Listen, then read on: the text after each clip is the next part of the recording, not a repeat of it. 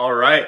I hope everyone's having a great Tuesday. I have a trade recap for you guys today. And on this trade, my take profit actually got edged, but you'll see I still ended up green on the day. So I want to talk about that. I want to talk about how I managed the position. I want to talk about how I dealt with the outcome of the position. Just very, very important recap. So although the P&L on the day isn't very big, I made 330 per account. It's like 1600 something like that. I still wanted to go over this trade. I think it's very, very insightful. So going into the day, today was CPI. So if you didn't know, CPI 830, Red Folder News, it gives a very, very big candle. And what a lot of people like to do is with evals, even some people on expresses, they like to gamble this candle and try to pass some evals. And it looks like today, if you did that, I don't really see how you could have failed. So congratulations if you gambled CPI today. I personally didn't. But other than that, going into the day, I was leaning very bullish, especially just because of how CPI printed. We've been kind of stuck in this like little range right here on the 1 hour time frame. But I noticed we were holding this 1 hour gap right here, and CPI was very bullish. And then ES it surpassed all-time highs with that CPI data candle. So I wanted to see higher prices. We had this very clear 4 hour draw on NQ. That was my main draw for the day. I wanted to see that get hit. Now, if you've watched my recaps before, you'll know that when we have big data like this at 8:30, I'll also use the high and low of the data candle as draws. Now today, the high of the CPI data candle was already taken, so I can't use data high, but data low was a very valid draw for me. I was willing to target that low, even though I was more bullish on the day. But I did still mark out this high here. Even though the data high was taken, when price opened up, we were right around here. So this, to me, like price action will be able to develop enough for me to get an entry towards this high. Because if we're going to go to my external draw up here, we'd have to at least take this draw first. So that was my thought process. And going into open, I noticed right before open, we had these solid down close candles right here.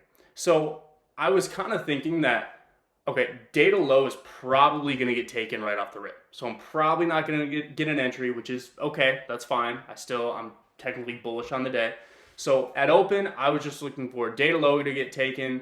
I was looking for maybe NQ to dig a little bit deeper in this 1 hour gap right here. And then I wanted to see movement towards the upside. And what we got at open,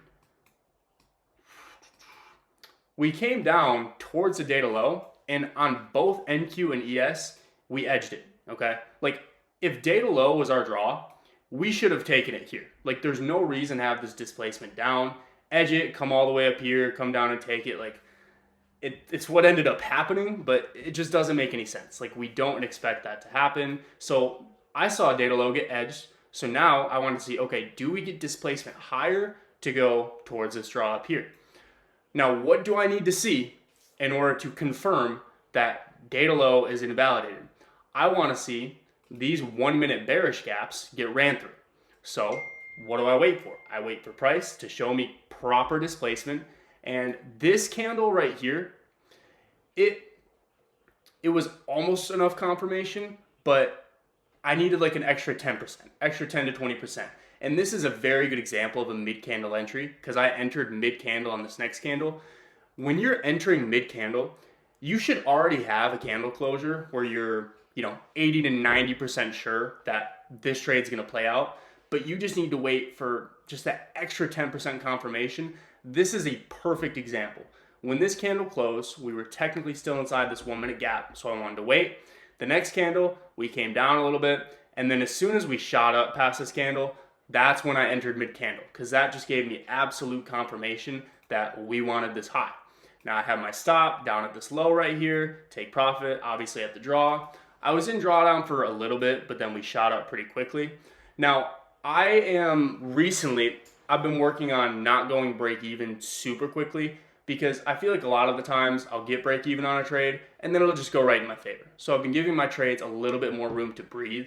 So I didn't go break even at this candle close. Once we got up around here on this candle, that's when I went break even. Because at this point, there's no reason for us to come down, hit my break even, and then go take the draw. Now, you'll see here that price never fully hit the draw, which sucks. I'm going to be honest. It just sucks. Sometimes this happens, and you have to learn to deal with it. We came within 4 points of the draw on liquidity, and then we started dumping. And it wasn't one of those where we had like 3 candles where we just edge. I would close manually. We came up towards it, and then we just immediately started displacing down, which there's not really a chance for me to manually close it up here. But if we come up this close and then I see this bearish candle close right here, then I'm going to at least trail my position, okay? So I don't remember, let me turn on executions because I have no idea where I got out on this trade.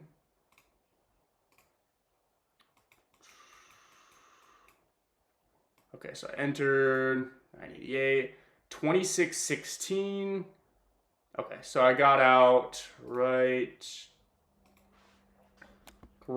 here is where I got out of the trade. So honestly, not bad. I got about 50% of the position. I was sized pretty light. It's my first day back from being sick, so I want to make sure that the headspace is there and then I'm ready to go. So sizing lighter, but kind of my thought process behind this is when we have this bearish candle close right here, at this point, it's like, okay, we tapped into this 1 minute gap. I do not want to see us retrace down into this 1 minute gap and then spark the move up. Like, I just didn't want to deal with any of the bullshit. So I thought I trailed my stop closer to the low of this candle right here. Maybe I just got a better fill, whatever.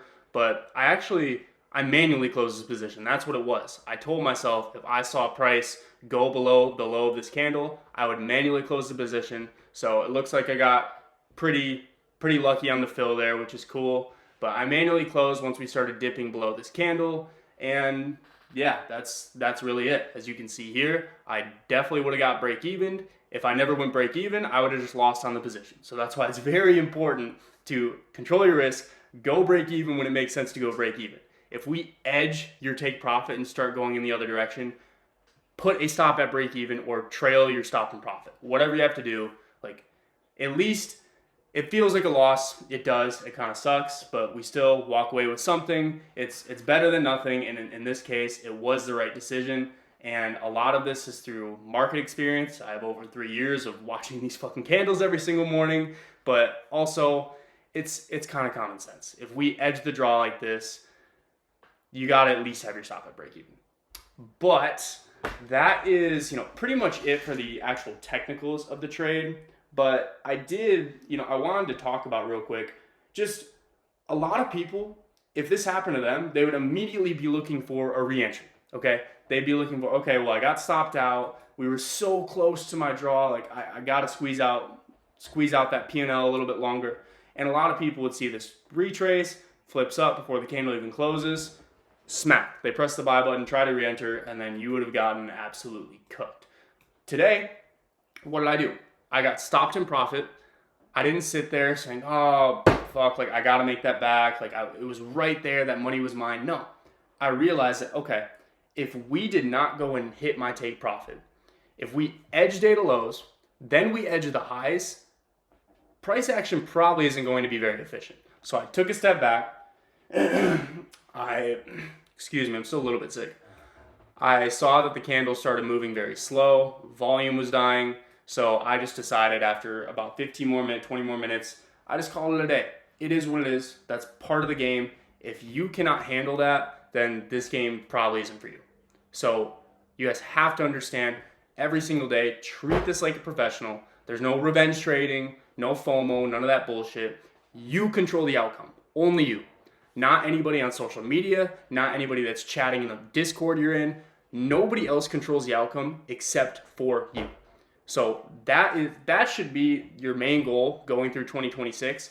Focus every single day on treating this like a professional. Treat your trading like a business.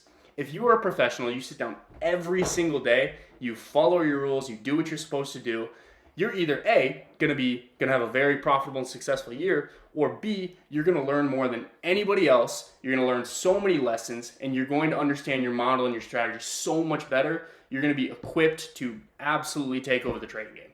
So follow your rules, treat it like a professional. Yes, it sucks. I didn't get my full take profit, but is what it is. We live to trade another day. As always, I have the link to join my free Discord. It's in the description of this video. I post my bias every single morning for what I'm looking for. I'll commentate throughout market open. I review your guys' trades, and it's all free. So definitely check that out. Join the Discord. And that is all I have for you guys today. So I will see you guys in the next video.